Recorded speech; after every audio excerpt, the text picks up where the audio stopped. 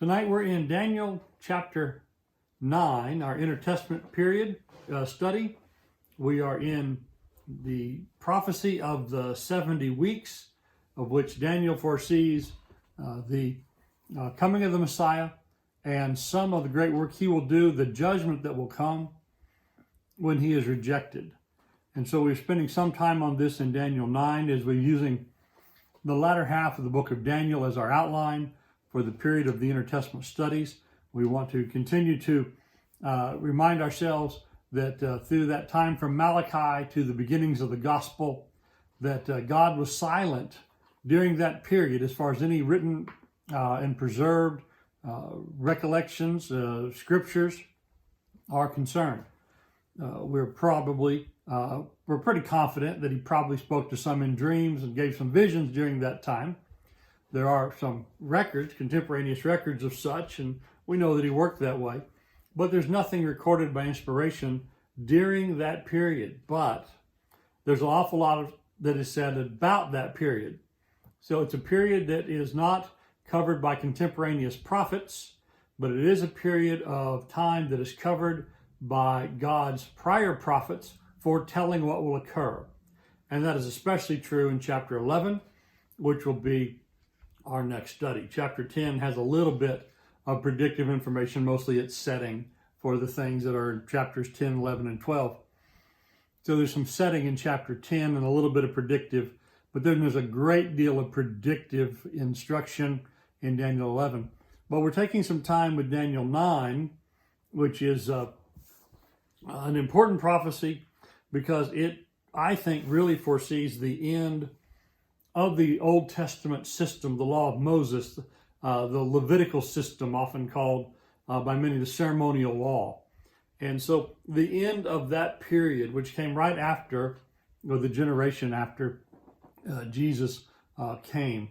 And so that is part of the 70 weeks and what Daniel foresaw there. So as we looked last time, we saw that Daniel was making the prayer of repentance, knowing the 70 years were over, making the prayer of repentance and sackcloth and ashes and fasting and lamentation, prayer for the people, and also definitely a prayer for the city and for the temple.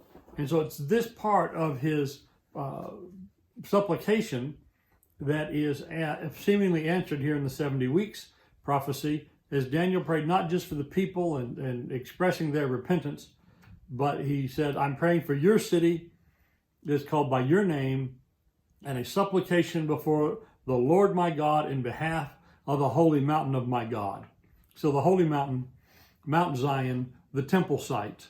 So for the city of God's name and the place of his name, the temple, Daniel was making prayer. And he is told that there's going to be a complete restoration. But then he's also told, as he's told about the complete restoration, he's told about a complete destruction. And there's quite a bit more about the destruction than the completion.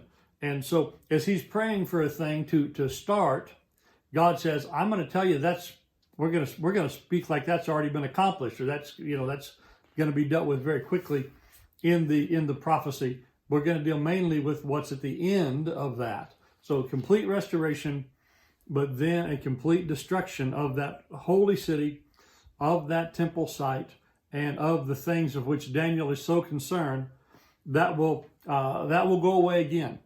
And so in some ways you think, well, how could that be a comforting prayer for the thing that you want to be restored? God says, oh yeah, we're going to restore that. Now let me tell you about us taking it back out. But the Messiah will be a part of this, and his work will be accomplished before that occurs. So that's the comfort part. The Messiah, the completeness of the Messiah's work, his coming to be in that place, in that city, in that temple, and before the destruction comes. And actually, the Messiah's appearance and the destruction are pretty well partnered together. So we talked about the fact that we have times and weeks, because 70 weeks are declared. And so Daniel has shown this far future, this 70 weeks. And we talked about how we very often can, in making figurative numbers into literal ones, which we could quite readily do a number of times in the Old Testament, find out that this was a 490-year prophecy. So 7 weeks, 70 weeks. So 7 times 7, 490 days. And just like we're going to have in the book of Revelation over and over, the 42 months or the 1,260 days. Here we're going to have these 70 weeks, these 490 days, which we're going to have. And we're going to have first a period of 7, and then it mentions 62, which gets us a total of 69. And then there's the final week, which seems to be the great time of decision. And as we noted last time, the Jews, as they saw this, they were able to count up years. And there's several times in the Old Testament where the Jews were able to count up years, and as these things were occurring, they could tell that it was about time for some prophecies to be fulfilled. Of course, there's other prophecies they didn't know when it was coming, but as they counted these years of this prophecy, just like Daniel had counted the 70 years to know the time of captivity was over, so it was just around the time of Jesus that there was a great messianic fervor, and we're told that in part it's because they were recognizing, many of them did, that Daniel's timing of this prophecy was about up, and it was time for these to come. And so we have this counting of years that they could do as the prophecies unfolded in real time for them. And we made mention of, well, if we got a 490-year prophecy, then, well, when would it start and when would it end? And so Cyrus, because it has to do with the decree to rebuild the city, and Cyrus made a first decree for the Jews to go back and to rebuild the city in 536, but 490 years later, nothing much seems to happen. Darius reaffirmed that original promise and sending in a few years later, 15 years later, 521 BC. And we read about that there in the middle part of Ezra. And, well, that doesn't seem to get us too much of anywhere either. But then the thing that we read about with Ezra 6, Ezra going with the instruction to restore the temple, to take all those priests and to take all those Levites. And he's specifically told to set right the worship in the temple, which is one of the big concerns of this prayer. Exactly 490 years after that decree is the date of the traditional date of the death, burial, and resurrection of Jesus. And so it seems to be from this decree given Ezra, of which Ezra 6 and 7, and then the rest of the book of Ezra are the implementation of it, that it is from that decree that you go from there exactly 490 years to the time of Christ. And then there's one other, again, about a 15-year period after, there's a reaffirmation of the decree, again, by Artaxerxes as he sends Nehemiah. That doesn't seem to be it. That gets us a little bit late. So the two main candidates for, the decree to start are Cyrus sending the Jews back and to start the process of rebuilding and resettlement. And then the other main one, which does work out just perfectly well with the numbers, Ezra being sent to fully establish the Old Testament Levitical worship system, Law of Moses worship system. And so we have this years work out just about to be exact. And so we find, though, that in this prophecy, and this is where we start tonight because that was by way of quick review, there are some interpretation issues. Well, one of them, as we mentioned last week, if we put that back on the years, one of them is it does seem to be could possibly be cherry picking to just pick the one that fits, although there are sometimes prophecies are only available in hindsight. And then it also speaks about the Messiah, the prince that comes, being cut off. And there are two, it appears to me, some just think it's all one, but there appears to be two people that are prophesied as coming in this prophecy. And so as we read again, verse 24, beginning Daniel 9:24, the 70 weeks are decreed for the city, and it says this is the sixfold thing: to finish the transgression, to make an end of sin, to make atonement for iniquity, to bring in everlasting righteousness, to seal up vision and prophecy, and to anoint the most holy place. Now, I'll tell you, those 6 things I see as all of them as pretty much wrapped up in the work of Christ and wrapped up in the work of the Messiah. So you are to know and discern from the issuing of the decree to restore and rebuild Jerusalem. So we're going to start this period of 70 weeks from that decree, which we think is the one given Ezra in Ezra 6.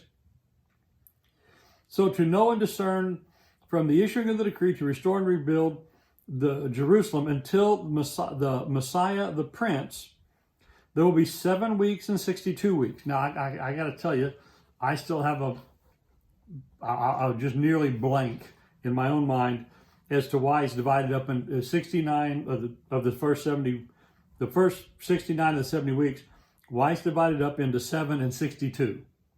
I don't know what is special about the first 7 before then we get to the next 62, but it will be rebuilt. It will be built again with plaza and moat, even in times of distress. So there's the rebuilding of the city. And then after the 62 weeks, so we had the 7 and the 62. After that, so in the 69th week, the Messiah will be cut off and come to nothing. Now, some translations don't call him the Messiah. My New American Standard here calls him the Messiah, and I think that makes it a little clearer. Some call him the Prince, and so we end up with 2 princes here. But we have the Messiah who will be cut off and come to nothing, which actually sounds quite a bit like some of the prophecy of Isaiah in the suffering servant poems. And then it says, and the people of the Prince will come and destroy the city and the sanctuary. So that's one of the first things we have with this is that this, I think, a real difficulty. Well, I already mentioned one of the why it's 7 and 62, but the Messiah comes, and then comes the Prince of the people. So when the Prince of the people come, he will destroy the city and the sanctuary. Its end will come with a flood, even to the end that there will be a war. Desolations are determined. All right, now, so we're going to have one comes who will be cut off, then one comes who will come and destroy. And do we have, is that Jesus and the Romans, which I think to me it naturally fits that. But we do realize that those were 40 years apart. And if we make this to be exactly 490 years, this prophecy seems to not include another 40 years after that till the Romans came.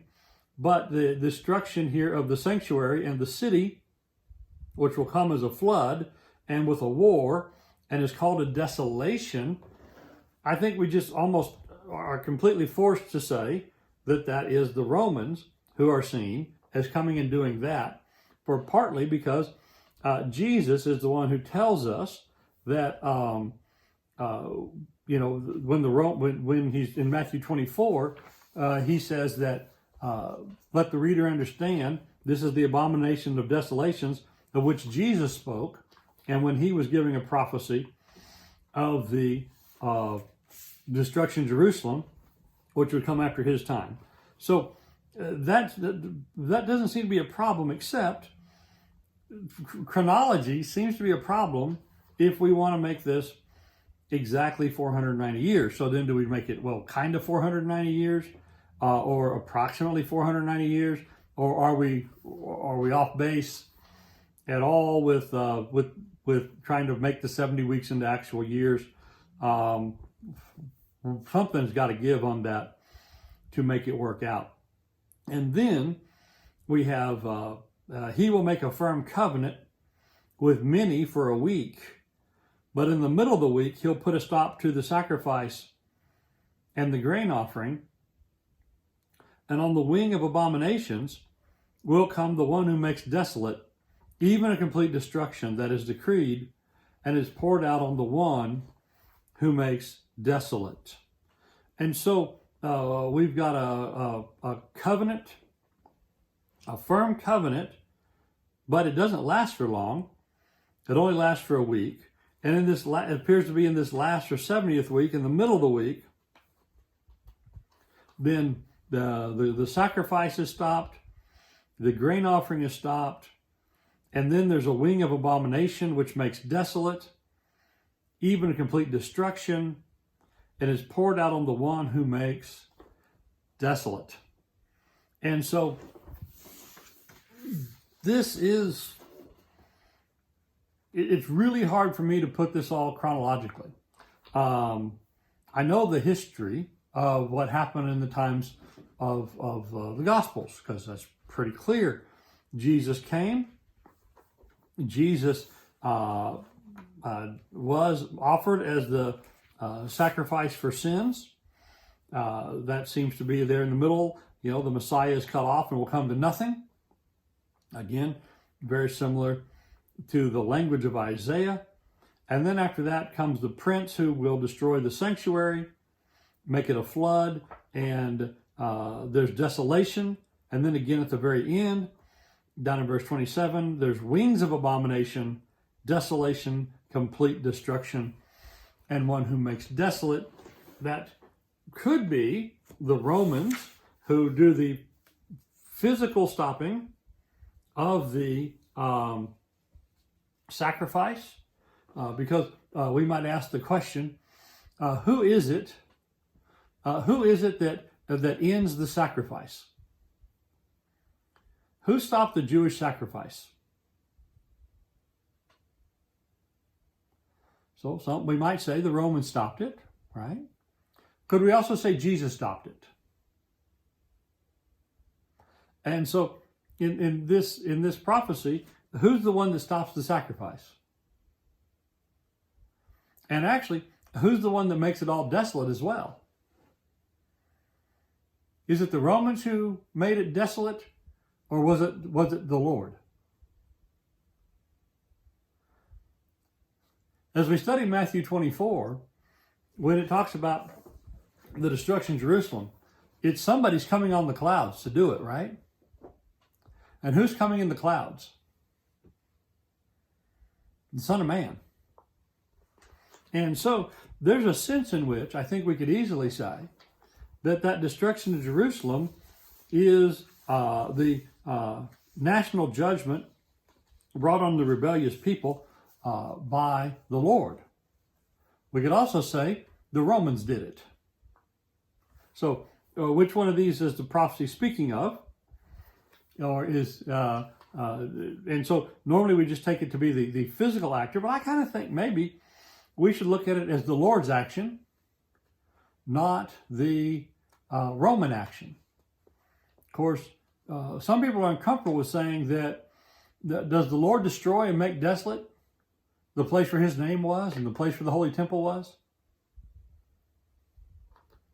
Well, yeah, some people are uncomfortable with that. But who caused it to be? Why was the temple no longer under divine protection? Was it not their rebellion?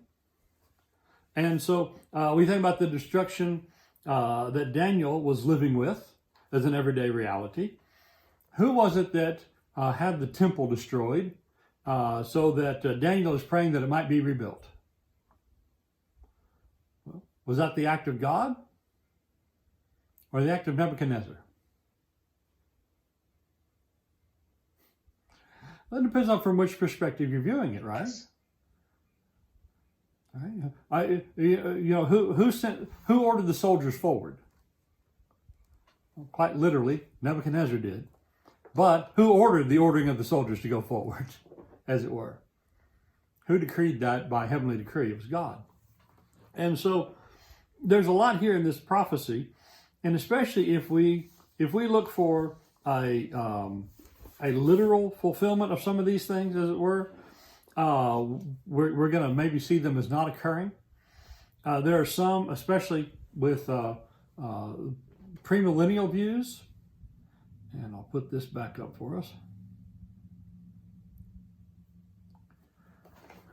There gets to be, and it's not just by premillennial theory, but it gets to be through a lot of things,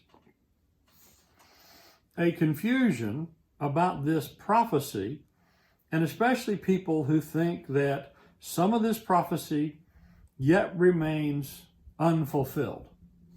And so if we look at the first part of the prophecy, verse 24, there are 6 things that are going to be taken care of in this prophecy.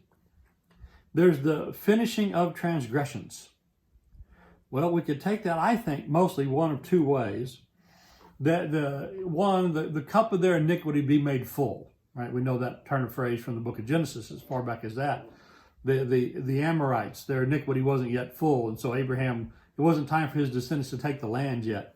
But when Moses brought the people of Israel up, they're told, it's not by your own righteousness you're getting this, but the evil of the others are having them removed. So finishing transgression could be they're going to fill up their cup. And we get that kind of imagery also in the book of Revelation, where the bowls of wrath are completely full, and God is going to pour it out on them. Also, he's going to make an end to sin. And so if we think about that as the work of the Messiah,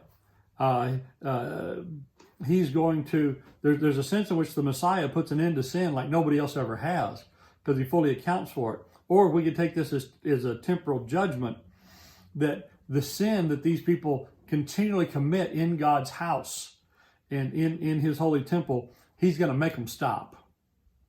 Like Ezekiel sees them being sent to captivity to get them to stop sinning. They won't stop their pollutions of the house of God. Well, God's going to make them stop their pollution. He's not going to let them do it anymore, because he's not going to have a house there for them to pollute. But then we definitely get to the spiritual aspects. To make an atonement for righteousness. Or excuse me, I mixed 2 together. To make an atonement for iniquity. Well, that's the very work of Jesus, to make atonement for iniquity. And to bring in everlasting righteousness. Well, there's any number of prophecies from Isaiah in particular, but others, kind of the all is right with the world passages of the Messiah coming, that would use that language to talk about the Messiah's work. And then to seal up vision and prophecy. I think sealing up there, vision and prophecy, we can take in a couple of ways. One is we can take it to mean that all the prophecies are fulfilled. That everything that was predicted came to pass. That it all came true. And it's sealed up in that sense. Another, to seal it up, is to put an end to it. To put an end to vision and prophecy.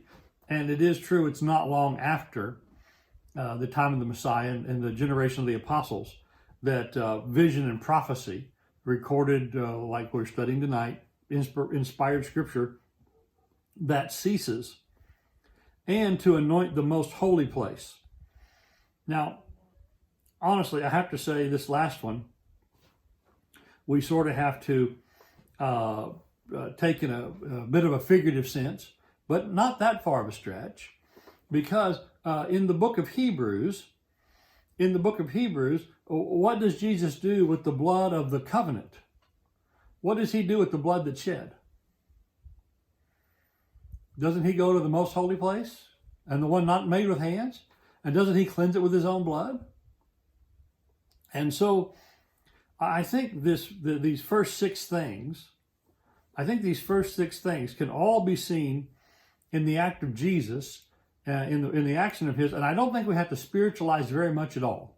Maybe a little bit, but not much at all do we have to spiritualize these things, and no more so than any other talking about spiritual work that Jesus does. And so we got those 6 things. Now, with that said, there are those, and this is where the premillennial folks, they see some of these 6 things as not being done yet. Because in the premillennial view of things, when is everlasting righteousness going to come? When he brings the kingdom to earth, right? And there's a 1,000-year reign. And when is vision and prophecy going to be sealed up? Well, they think that's in the future, because what do they think about vision and prophecy now? They think it still continues. right? And so they don't think that's been sealed up or stopped. And they think he's going to anoint the most holy place. And for any of those views that has Jesus as reigning as a temporal king in Jerusalem, we have a rebuilt temple, right? So one of the things in premillennial vision of the fulfillment of these prophecies is we are going to have a future rebuilt temple. And it's going to, it's either going to be, there's two views of what the premillennial folks think about the temple. One is it's going to be a stone for stone recreation of the one that Jesus actually walked in back in Old Jerusalem when he was here in his gospel ministry. Some of them think there's going to be a stone for stone rebuilding of that. And others go to the book of Ezekiel, to that massive temple and Holy Land allotment and dedication of holy things, that temple that Ezekiel sees that takes 7 or 8 chapters of Ezekiel to describe. There's some think he's going to build that temple, literally, not spiritually. So if we have a premillennial view of this, then we don't have this prophecy as yet fulfilled, do we? We've got about half of it. Has Jesus made an atonement for iniquity? Yes, he's done that. So he's done the things up to that, but he hasn't finished it. And what happens when he comes back, according to a prophecy, if you view this prophecy like this, and it is a very, very common way to view this prophecy, that the Messiah is going to come back and finish this prophecy off. And how much of it does he have to finish? Not much. Just the latter half of the last week. And in the latter half of the last week, what is there going to be? Abominations, desolations. There's going to be a fight over the temple. There's going to be destruction there. And that starts to sound like some words from the book of Revelation, the Great Tribulation. And so if you view this prophecy as half complete or more, and just ready to be finished off, and as soon as Jesus comes to put his kingdom back on earth, he's going to finish this up. There's going to be those who oppose him, and that's going to be the Great Tribulation. And then he's going to finish them off with a flourish, and then he's going to bring in that 1,000-year reign on earth, and he's going to bring in a literal temple. And so that is a very common view that many people have of this 70 weeks and what it is that this portends. And anybody who talks about the final week or the midweek or things like that, this is how they are viewing this prophecy. And so I don't think that's it. I think that work of Jesus was completely and fully accomplished. I think this is talking about then that judgment that comes on Jerusalem as a result.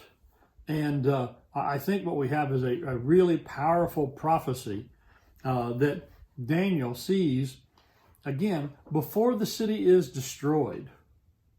Before the city is rebuilt, Daniel already sees the end of the thing.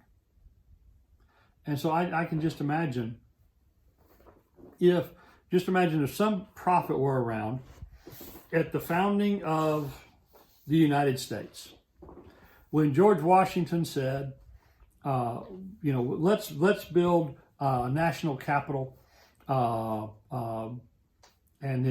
that's, they built it near his house for one thing, but they're going to build a national capital, not in any of the city of the colonies.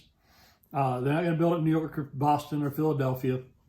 They're going to build a new city, sort of in the south of the country, especially as the population went, sort of in the south central part of these brand new United States.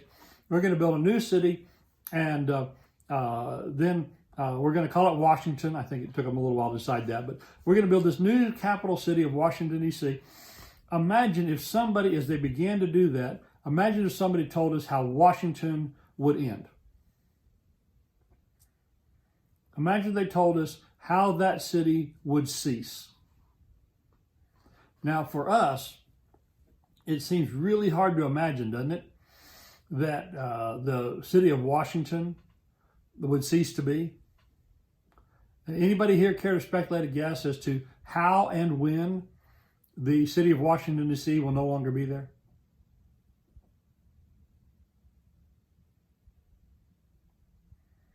I mean, I got nothing. Doesn't it look like that city's going to be there for a long time? And as long as this country's here, what's going to be there? Yeah, I can only foresee two circumstances under which Washington, D.C. ceases to be there. One is our federal tax dollars stop going there. And two, for some reason, air conditioning ceases to work. If you don't have air conditioning and government money, who would want to live in that swamp? Well, nobody would. And so that's the only thing that's going to make people get out of there. Because as long as that's the seat of power, and as long as that's the seat of money, how long are people going to be in Washington? You couldn't get them out of there, right? Now imagine Daniel sees here as they're going back to Jerusalem. He's got his prayer is for them to go back. And the prophecy says, you're going to build it. They're going to build it. They're going to build it with a plaza and a moat. They're going to build it out to the nines. This city will be fully built, even when there's times of distress. And chapter 11, we're going to get to the distress. So even in the great times of distress, there's going to be a city. But when the Messiah comes, with that, kind of paired with the Messiah, is going to be the destruction of the city. And then again, if you're not a prophet, being given these things direct by God, what would you think would happen to Jerusalem when the Messiah came? You think it's going to get better or worse for this city when the Messiah comes? If you have an Old Testament conception of the Messiah and the place of Jerusalem and the temple, is the stock in Jerusalem going to go up or go down when the Messiah comes to the city? It's going to get better, right? It's going to get better. This will be a more important city. This will be more the center of things. But the Messiah comes, and a few years later, who lives in Jerusalem? Nobody. And nobody lives there for a century and a half almost. There's a little there's a little bit of a rebuilt nub of Jerusalem that's there in 125 or 135, I forget the exact year. And they get crossways with the Romans, and the Romans come and wipe that off. It's not until the late 200s that people start living there. And even then, it's mostly Christians who want to go and snug up to places where Jesus was. And in the late 200s, they start pointing out the places where, this is where Jesus was born. And so they put the Church of the Nativity there. This is where Jesus was buried. They put the Church of the Holy Sepulchre there and the like. It's not until people start doing that anybody even thinks about going back to this place. And so it is a complete desolation. It is, and again, I just think about the marvel of this prophecy, that as Daniel is looking for its future and Daniel is looking for its rebuilding, here's a prophecy that it's going to come, and all the things of a spiritual nature that these folks want are going to come. But is this city going to be the geographic headquarters of that? No, not in the least. Not in the least. And you think, how could the Messiah come and do all of his work in Jerusalem, not participate in the glory?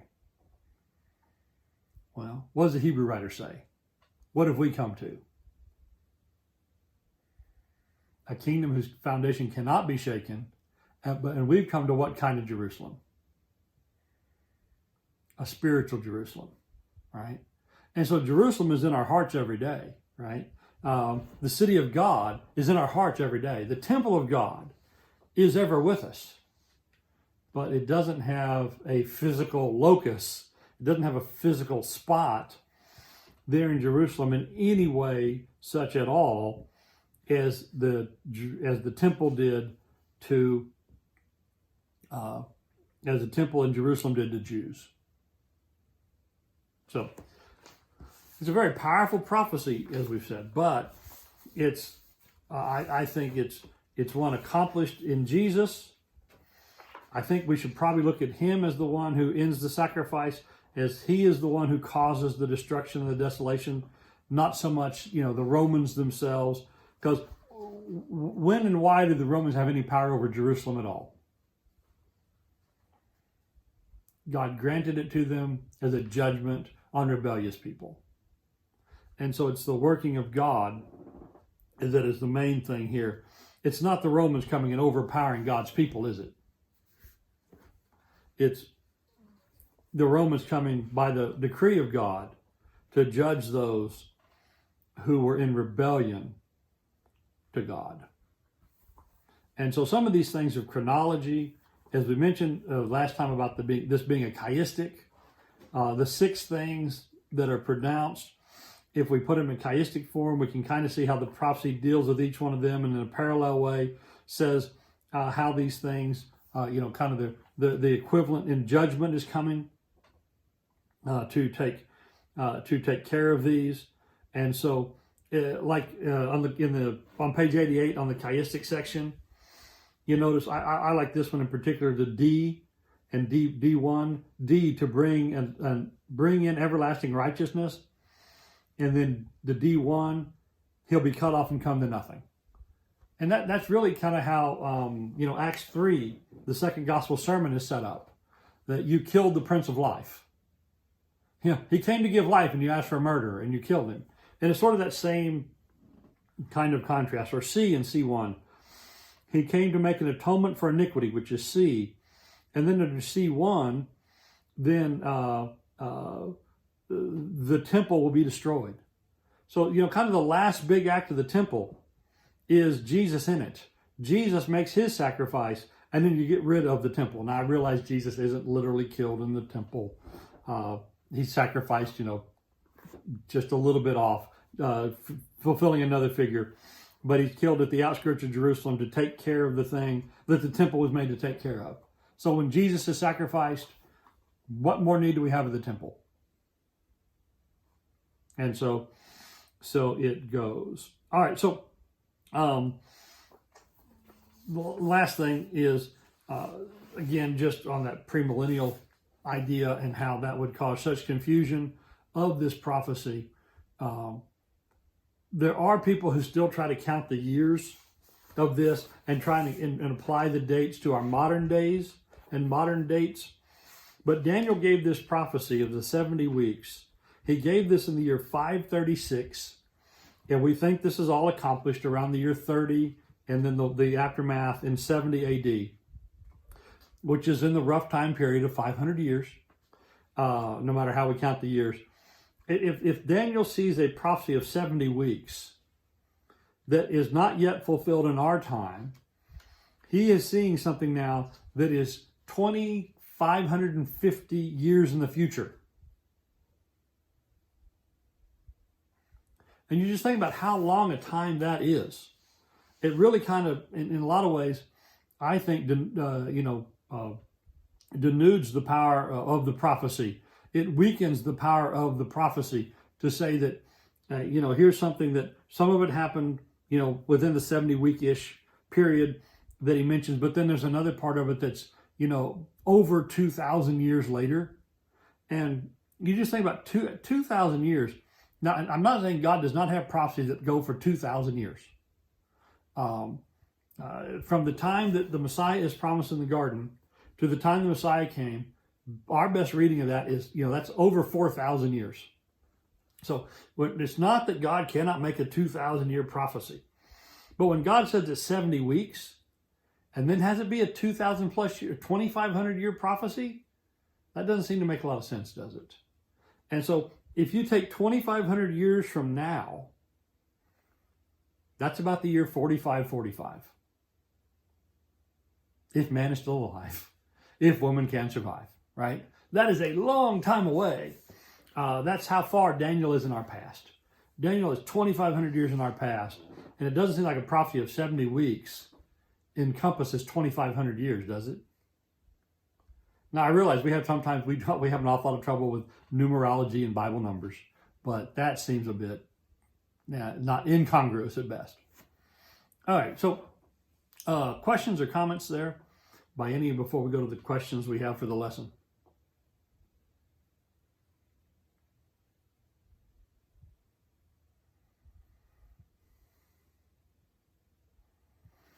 Okay, then let's look at our questions. How long did the 70 weeks prophecy cover? Well, as we've said, something on the 490-year level. If there's one particular place we can count from a decree to the death of Jesus, it's exactly 490 years. And that seems pretty powerful. But 500 years, round number. If we either go specifically 490, or we're going to say the 500-year round number. Take your pick. What was Daniel praying for when told about these things by Gabriel? Well, he's praying about the city and the temple as well as the people. So the people, the city, the temple, by which God's name is called. How fully would the city of Jerusalem and its temple be restored? Completely. Moat and plaza and everything. And I got to say, if you have the ability to build a plaza, if you have the ability to build the moat, you're in the finishing stages of the project, right? Because when do you build those? That's ornamentation and security at the end. That's way past the basics. Would they live happily ever after the restoration? Well, when we've got desolation, complete destruction, and the decree that's poured out on the one who makes desolate, I don't think so. So we've got the Romans who are going to come and make that destruction. They're going to be judged for it too.